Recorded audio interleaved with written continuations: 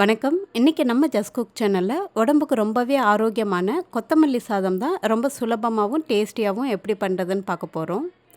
ஒரு மிக்ஸி ஜாரில் ஒரு சின்ன துண்டு இஞ்சி தோலை நீக்கிட்டு சேர்த்துருக்கேன். காரத்துக்காக ஒரே ஒரு பச்சை மிளகாய், 4-5 பூண்டு பற்கள், அரைக்கட்டு கொத்தமல்லியை அதை தண்டோடு சேர்த்துக்கோங்க. தண்டை வேஸ்ட் பண்ண வேண்டாம்.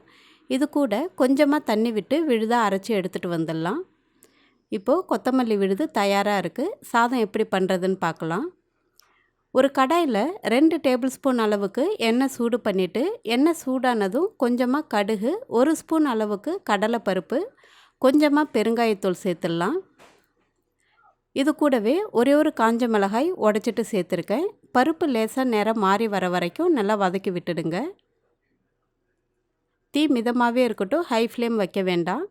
இது கூட ஒரு கொத்து கருவேப்பிலை சேர்த்துட்டு ஒரு மீடியம் சைஸ் வெங்காயம் நல்லா குட்டி குட்டியாக அரிஞ்சிட்டு சேர்த்துருக்கேன். இந்த வெங்காயம் ஓரளவு வதங்குற வரைக்கும் நல்லா கிளறி விட்டுடலாம்.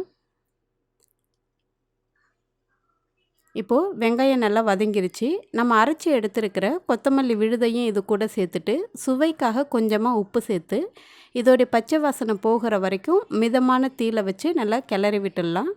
ரொம்ப ஹை ஃப்ளேமில் வச்சுட்டோம் அப்படின்னா சாதத்தோடைய அந்த கலர் வந்துட்டு நல்லா மாறி வந்துடும். அதனால் மிதமான தீயிலே வச்சுக்கோங்க. சாதம் நல்லா அழகான கலருக்கு வரும். இப்போது கொத்தமல்லி நல்லா வதக்கி விட்டாச்சு. அது வதங்கினதும் நல்லா உதிரி உதிரியாக வடித்து எடுத்துருக்கிற சாதத்தையும் இது கூட சேர்த்து நல்லா கலந்து விட்டுடலாம். இந்த மாதிரி நல்லா கலக்கும்போது நம்ம டேஸ்ட்டு பார்த்துட்டு நமக்கு இன்னும் கொஞ்சம் உப்பு தேவைப்பட்டதுன்னா நம்ம கொஞ்சமாக சேர்த்துக்கலாம்.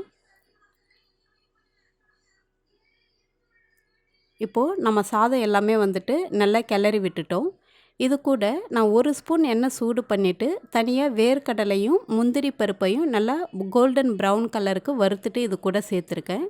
எப்போவுமே நம்ம சூடாக சாதம் சாப்பிட போகிறோம் அப்படின்னா இந்த மாதிரி கடைசியில் கொஞ்சமாக பருப்பு வறுத்துட்டு சேர்த்து சாப்பிட்டோம் அப்படின்னா சாதம் வந்துட்டு நல்லா மொறுமொறுன்னு இருக்கும். நம்ம சாப்பிடும்போது அங்கங்கே பருப்பு வந்து நல்லா மொறுமொறுன்னு டேஸ்டியாக நல்லாயிருக்கும்.